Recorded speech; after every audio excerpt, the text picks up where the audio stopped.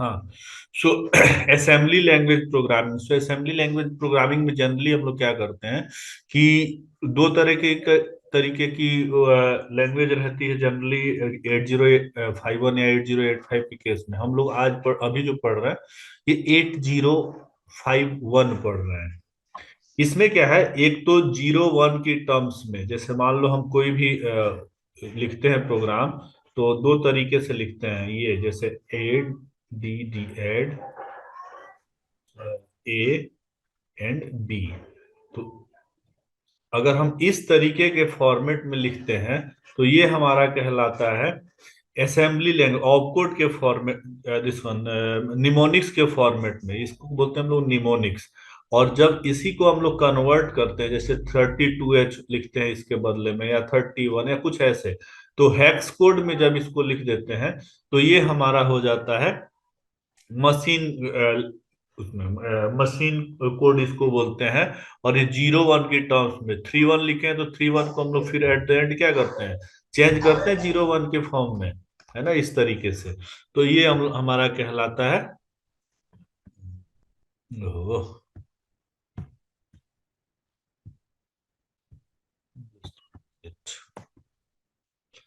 Assembly language programming. ठीक है। Generally जो रजिस्टर्स होते हैं अलग अलग तरीके के, उसको हम लोग इस्तेमाल करते हैं।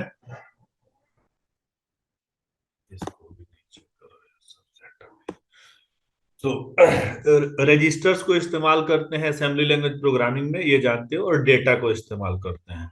ठीक है। अब क्या है कि जो भी हमारी प्रोग्रामिंग होगी उसमें दो तीन बातें जो इंपॉर्टेंट है वो ध्यान रखना है। पहली चीज ये है कि जो भी डेटा ट्रांसफर होगा, या किसी भी इंस्ट्रक्शन में, या किसी भी एड्रेसिंग मोड को अगर हम लोग देखते हैं, तो जो डेटा ट्रांसफर हमारा होगा उसमें सोर्स और डेस्टिनेशन, ठीक है, ये दोनों सेम लेवल का होना चाहिए। सेम लेवल का मतलब कि अगर ये 8 बिट का हमारा माइक्रो डेस्टिनेशन है, तो सोर्स से 8 ही बिट डेटा जा सकता है यहाँ पे। ठीक है। तो सोर्स और डेस्टिनेशन दोनों सेम लेवल का होना चाहिए, सेम बिट का होना चाहिए। इसके बाद जब बात आती है तो क्या क्या इस्तेमाल करते हैं, तो अगर आपने 8051 पढ़ा होगा तो वहां पे अलग अलग रजिस्टर्स होते हैं। तो एक्यूमुलेटर है, then register B, then R0, R1, R2, R3, R4, R5, R6, R7, ये होता है डेटा पॉइंटर और प्रोग्राम काउंटर होता है। इन्हीं को मेनली इस्तेमाल किया जाता है। जबकि 8085 में ए बी के अलावा, जैसे A B C D E H L register pair होता था, तो यहाँ इस तरीके का कोई कॉन्सेप्ट नहीं होता है। इसको ध्यान में रखना है कि 8051 में सिर्फ एक्यूमुलेटर और रजिस्टर बी, और बाकी R0, R1, R2, R3, R4, R5, R6, R7 होता है। अब ये जो R0 से लेकर के और R7 तक जो 8 रजिस्टर्स होते हैं, इनका सेट होता है हमारे पास कितना, 4 रजिस्टर सेट होते हैं। कैसे होते हैं, एक एक रजिस्टर बैंक में, एक एक रजिस्टर बैंक में हमारे पास 8 8 रजिस्टर्स होते हैं।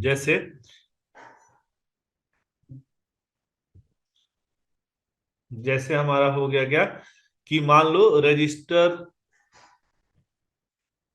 Register bank 1 RB, 1 minute line पे रहना आप लोग। हाँ सर, नमस्कार। कहाँ, कहाँ दिल्ली में? अच्छा, वहाँ क्या लेमेरिडियन में? हाँ, नहीं, मैं जाने वाला था लेकिन गया नहीं एक्चुअली। बच्चे लोगों का थोड़ा सा देखना रह था। हाँ, और एक्चुअली क्लास अभी ऑनलाइन ले रहा था एक, तो उसी में पढ़ा रहा था। पढ़ा रहे हैं अभी, पढ़ा के फिर करेंगे। हाँ। अच्छा, तो दिल्ली में आ गए हैं प्रॉपर? अच्छा।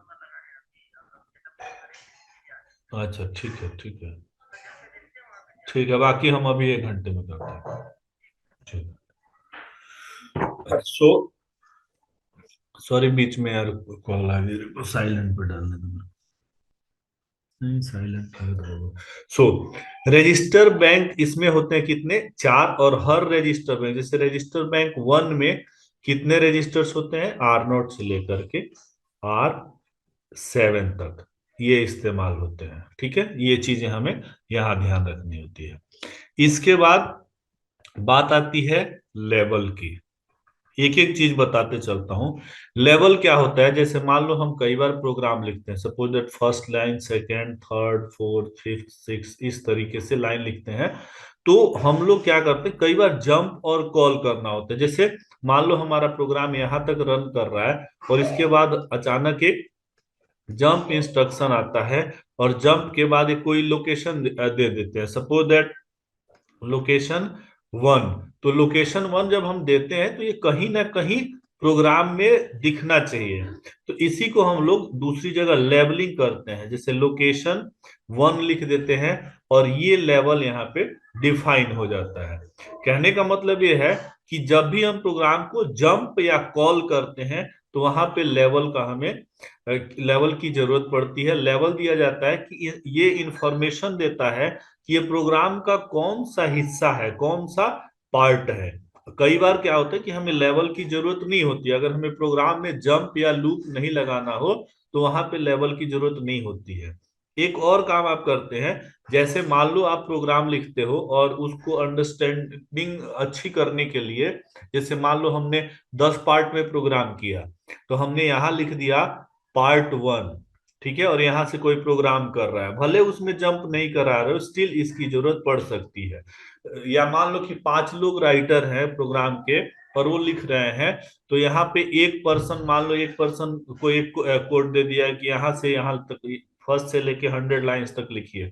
तो वो अपना नाम लिख दे, मान लीजिए मेरा नाम राजीव है तो राजीव लिख दिया, और फिर यहाँ से प्रोग्राम लिखना शुरू किया। फिर सेकंड पर्सन 101 जो लाइन है वहां से लिख रहा है। तो ये लेबलिंग हम लोग कर सकते हैं बिना किसी ये समझे कि जंप या कॉल हो रहा है कि नहीं हो रहा है। लेकिन अगर हम चाहें कि जंप और कॉल भी कराना है तो हमें लेबल देने की जरूरत होती है। लेबल का मतलब होता है कि वो कौन सी लाइन या कौन सा मेमोरी लोकेशन है जहां पे कोई कॉल या जंप होने वाला है।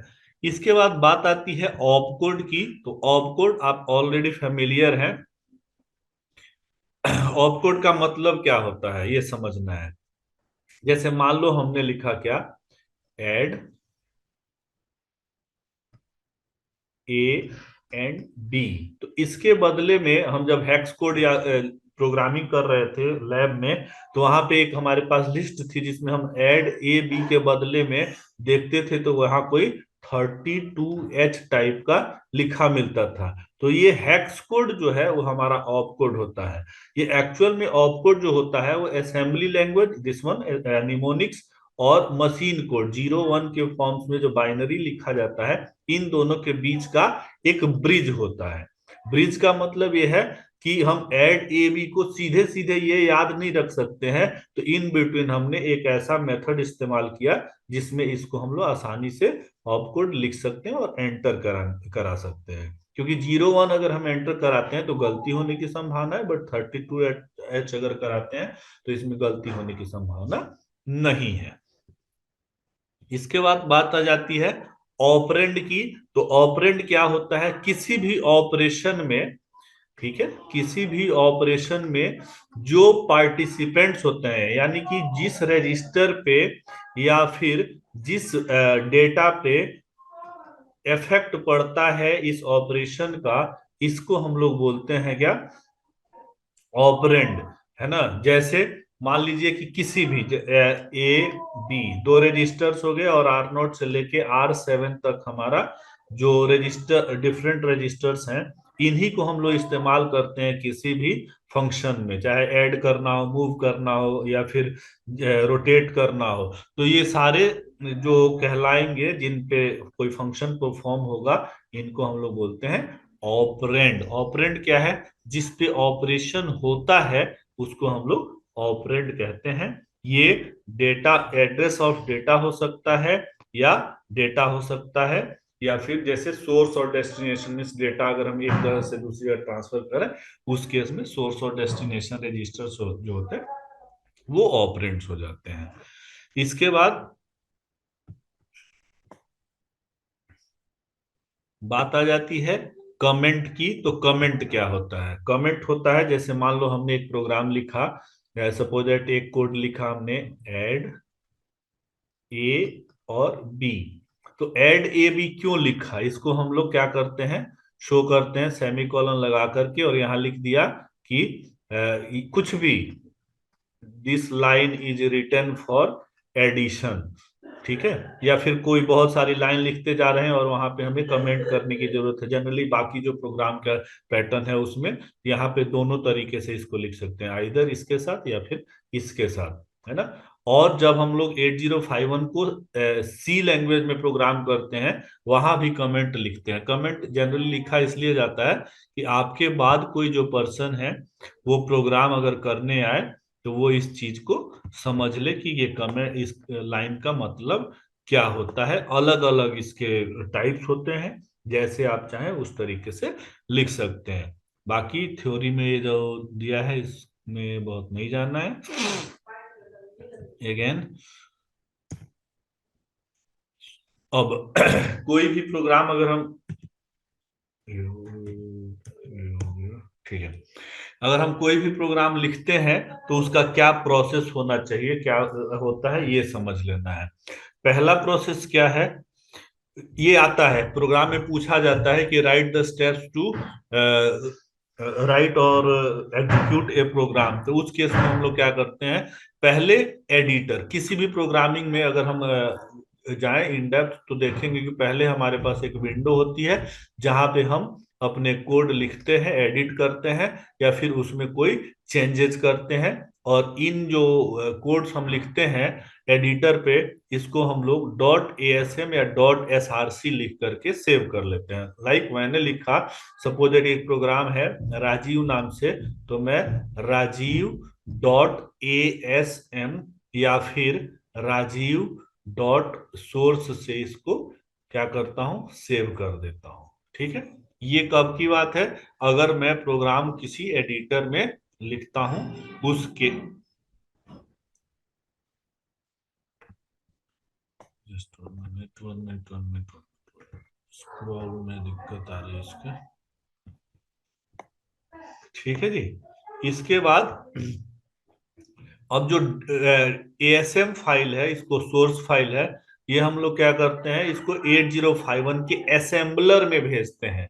असेंबलर क्या करता है, हमने क्या किया, पहले एक लिखा प्रोग्राम और इसको सेव किया डॉट एएसएम से। इसके बाद ये जाएगा कहाँ, असेंबलर पे। असेंबलर इसको क्या करेगा, मशीन कोड में चेंज कर देगा, और साथ ही साथ एक लिस्ट फाइल जनरेट कर देगा। तो असेंबलर के बाद दो फाइल जनरेट होगी, पहला होगा डॉट ओबीजे और डॉट लिस्ट फाइल इसके साथ जनरेट होती है। ये सेकंड स्टेप होता है। फिर इसके बाद तीसरा जो होता है वो एब्सोल्यूट फाइल।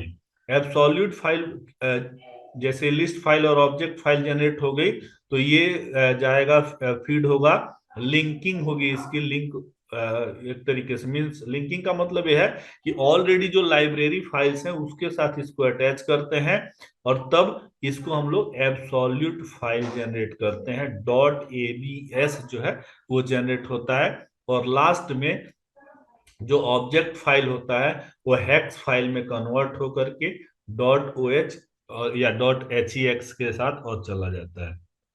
ये जनरली सिर्फ स्टेप लिखने के लिए आते हैं, और स्टेप में सिर्फ डायग्राम आपको बनाना होता है।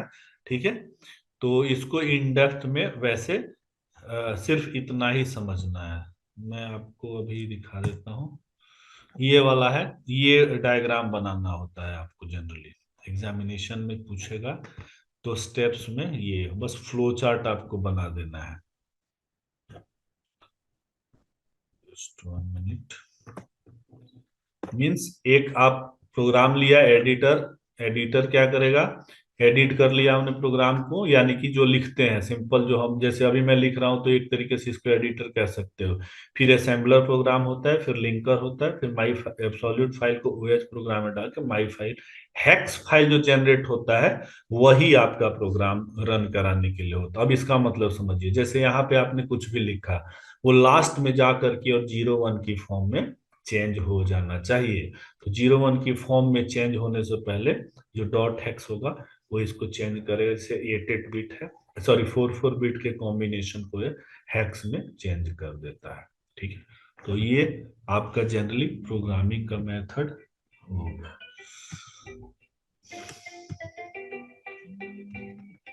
हाँ हाँ, ऋतिक बताओ। हेलो। हाँ बताओ। हाँ भैया प्रणाम। खुश रहो बताओ। वो कह रहा है वो जो उसमें करना था फॉर्म के लिए पेमेंट, पापा कह रहे थे भैया कर ली थी, तो वो आप पे करेंगे तो हाँ? बोल ठीक रहे है, थे अभी कि अभी मैं फॉर्म भरना था ना। क्लास ले रहा हूँ, थोड़ी देर बाद करूंगा। अच्छा ठीक।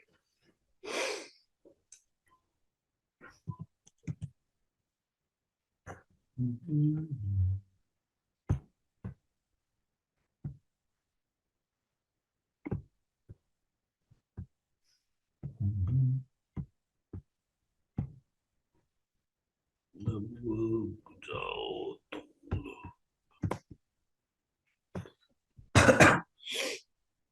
अब देखो प्रोग्राम कैसे होगा, कैसे लिखा जाएगा, इसको समझा देता हूं मैं।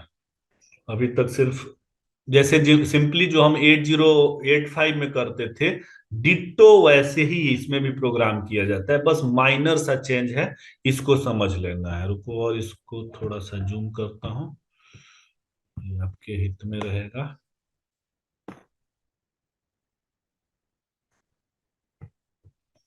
ठीक है, अब क्या है, ये है हमारा ये सीरियल, इसको कहीं भी नहीं लिखा जाता है। ठीक है, तो इसको हम लोग डिस्कार्ड कर देते हैं, ये सिर्फ समझाने के लिए लिखा है। ये हमारा मेन पॉइंट है, मेमोरी लोकेशन जिसको बोलते हैं। तो मेमोरी लोकेशन जहां पे हम प्रोग्राम लिखते हैं जहां आउटपुट लिखते हैं। ठीक है, अब क्या करना है आपको, ये प्रोग्राम है जो आप लिखते हो। ठीक है, सिंपली यहाँ पे ओ आर जी से स्टार्ट होता है, ओरिजिनेट इसको कहते हैं। और ओ आर जी 0 H से 0 H लिख रहा है, इसका मतलब है कि प्रोग्राम की पहली जो लाइन है वो स्टार्ट हो रही है 0 H से। आप चाहो तो ओ आर जी और कोई और लोकेशन भी डाल सकते हो, मान लो 3050 H भी डाल सकते हो।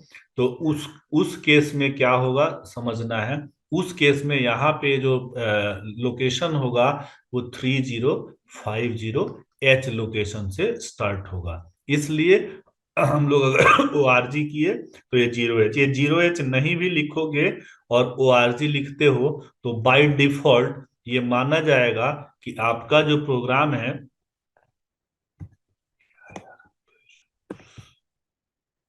आपका जो प्रोग्राम है वो इस लोकेशन से स्टार्ट हो रहा है। अब 25H, 25H में हैश जोड़ा गया है। इसका मतलब यह है कि हैश जो रिप्रेजेंट करता है किसको, नंबर को, डेटा को रिप्रेजेंट करता है। अगर हैश आप नहीं लिखते हैं, सिंपली ये लिखते हैं move and R5 and then 25H, 25H, तो ये डेटा को नहीं रिप्रेजेंट करके और लोकेशन को रिप्रेजेंट करेगा, मेमोरी लोकेशन को। मेमोरी लोकेशन कौन सी, 0025H लोकेशन को ये रिप्रेजेंट करने लगेगा। इसलिए हम डेटा को रिप्रेजेंट कर रहे हैं या फिर मेमोरी को, ये समझना जरूरी है। अगेन हमने क्या किया, R5 में 25 मूव कराया, R7 में 34 मूव कराया। अब एक्यूमुलेटर में 0 मूव कराया। ये एक्यूमुलेटर में अगर आप 0 नहीं भी मूव कराते, देखिए, तो नहीं भी मूव कराते तो उससे इफेक्ट क्या पड़ता है ये समझना है। नहीं कराते तो पहले ऑलरेडी अगर इससे पहले कोई प्रोग्राम एग्जीक्यूट कराया गया हो और उस केस में अगर एक्यूमुलेटर में कोई डेटा अवेलेबल था, मान लो कि 25H किसी और प्रोग्राम में आप स्टोर कराए हो, तो बाय डिफॉल्ट ये यहाँ पे में ले लेगा। इसलिए हम लोग इससे बचने के लिए कि गार्बेज वैल्यू एक्यूमुलेटर में ना आए, हम उसमें जीरो जीरो मूव करा देते हैं। ठीक है, जीरो जीरो मूव करा देने का मतलब ये हो गया कि हमारा जो एक्यूमुलेटर है,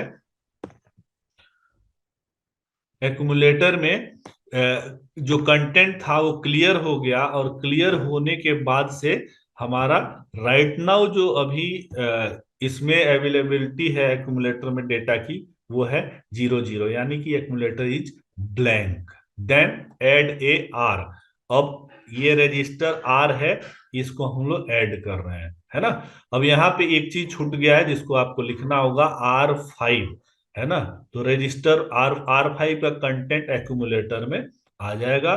फिर ऐड ए R7। अब R5 में कंटेंट था क्या, 25, ये आ गया कहाँ पे, एक्यूमुलेटर में।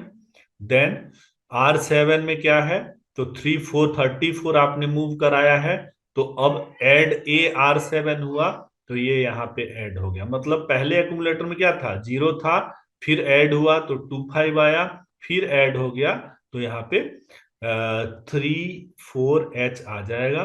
और तब आप क्या करते हैं, अगेन अब R5 R7 इनमें आया तो 12H जो है, और इसमें 12 हम लोग ऐड कर देते हैं। अब यहाँ हो क्या रहा है एक्चुअल में, तो ये तीनों नंबर्स ऐड हो रहे हैं, 25 प्लस 34 प्लस 12 हेक्स में ऐड हो रहा है। ठीक है, फिर यहाँ पे लेवल दिखाने के लिए SJMP हियर, मतलब यही शॉर्ट जंप करके और हियर कराया, मतलब ये यहीं पे जंप कर रहा है, इसी लाइन में बार बार जंप हो रहा है। मीन्स कि यहाँ तक प्रोग्राम आपका रन किया और यहाँ आने के बाद ये चलेगा, और कितने बार जंप करेगा, तो 8 टाइम्स ये जंप करेगा, और यहाँ पे आकर के आपका जो प्रोग्राम है वो एंड हो जाता है। एंड के लिए आप यहाँ END लिखते हैं।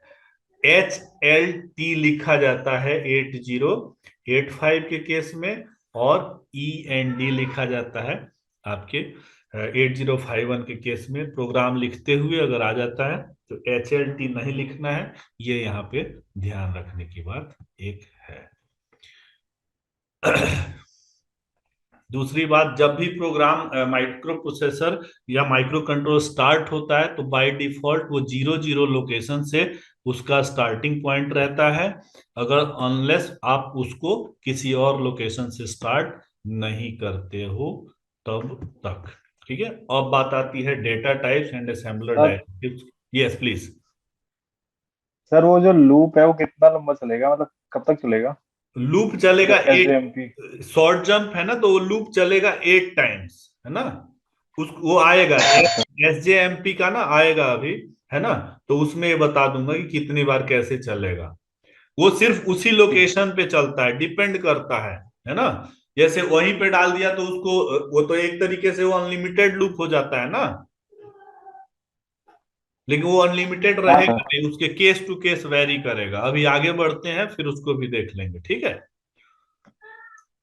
जस्ट एक फॉर्मेट डिस्कस किया।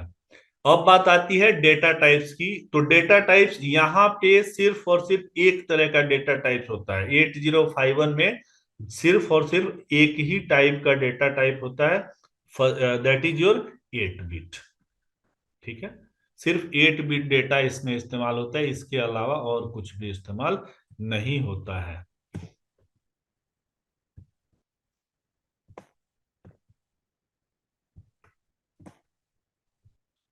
एक चीज और अब समझना है, यहाँ पे इंपॉर्टेंट है, असेंबलर डायरेक्टिव्स होते हैं। असेंबलर डायरेक्टिव्स का कॉन्सेप्ट किसी को क्लियर है अभी, एनीवन?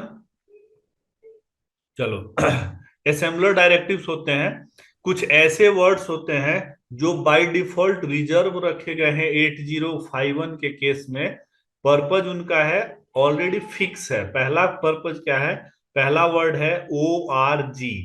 ORG आप लिखते हैं तो अगर इसके साथ जीरो जीरो नहीं भी देते हैं तो बाय डिफॉल्ट ये माना जाता है कि ये प्रोग्राम की पहली लाइन है। ठीक है जी, ओरिजिनेट कह सकते हो इसको या स्टार्टिंग कह सकते हो। ठीक है, अब यहाँ पे अगर आप चाहते हो कि प्रोग्राम का जो लोकेशन है वो किसी और, जैसे ओ जीरो जीरो जी से ना स्टार्ट होकर के, मीन्स पहला लोकेशन 000 बाय डिफॉल्ट होगा, लेकिन आप चाहते हो कि इसको चेंज करें कि किसी और लोकेशन से स्टार्ट हो, जैसे 2050 पे पहला लोकेशन हमारा जाए, तो उस केस में हमें ORG के साथ वो लोकेशन डालना पड़ेगा। ठीक है जी, 2050 लोकेशन डालना पड़ेगा। ये डायरेक्टिव्स क्या है, प्रोग्राम काउंटर को एक तरीके से डायरेक्शन प्रोवाइड करने के लिए इसका इस्तेमाल किया जाता है।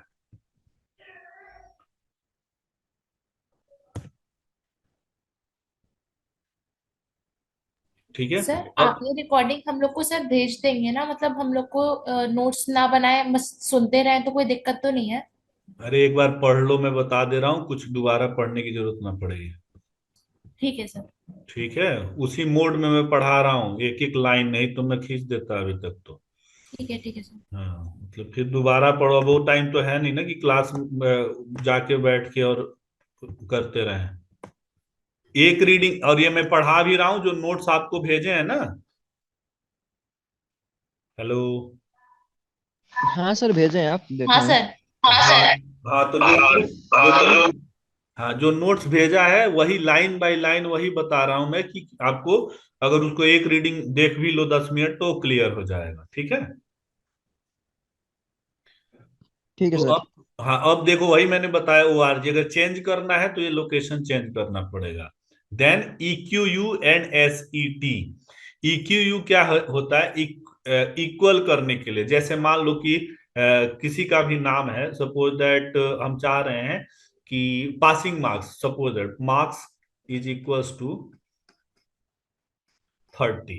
ठीक है, पासिंग मार्क्स हमारा 30 है और हम चाह रहे हैं कि ये थ्रू आउट द प्रोग्राम किसी में चलता रहे। तो मान लो हमने 1 2 3 4 10 100 200 या 5,000 लाइंस की कोड लिख दिया हमने, और हम चाह रहे हैं कि अचानक से कोई बोलता है हमें कि भाई ऐसा है कि अब वैल्यू जो है ना, पासिंग मार्क्स का 30 ना रख करके और 20 कर देते हैं। ठीक है, तो अब आप क्या करते हो कि या तो पूरे का पूरा प्रोग्राम में आपको जहां जहां 30 होगा उसको चेंज करके 20 करना होगा। लेकिन अगर आप उससे बचना चाहते हैं तो बेस्ट मेथड क्या है कि एक हम लोग वैल्यू, एक नाम दे दें कि मार्क्स इज इक्वल टू 30, और फिर उसी मार्क्स को हर जगह इस्तेमाल कर लें। ठीक है, और इस्तेमाल करके और फिर जब हम चेंज करना हो तो वो चेंज हो जाए। 30 को हम लोग चाहें तो 20 कर लें, 25 कर लें, जैसे चाहें वैसे कर लें। इसमें सबसे अच्छी बात है वो मैं आपको बता देता हूँ, इक्वल करने के लिए क्या करते हैं, ये समझ लेना है।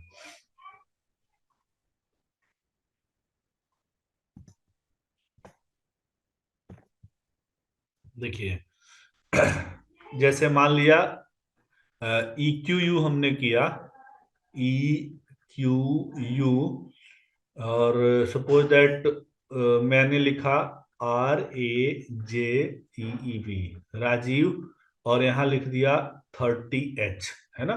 तो राजीव की वैल्यू क्या होगी, 30H हो गई।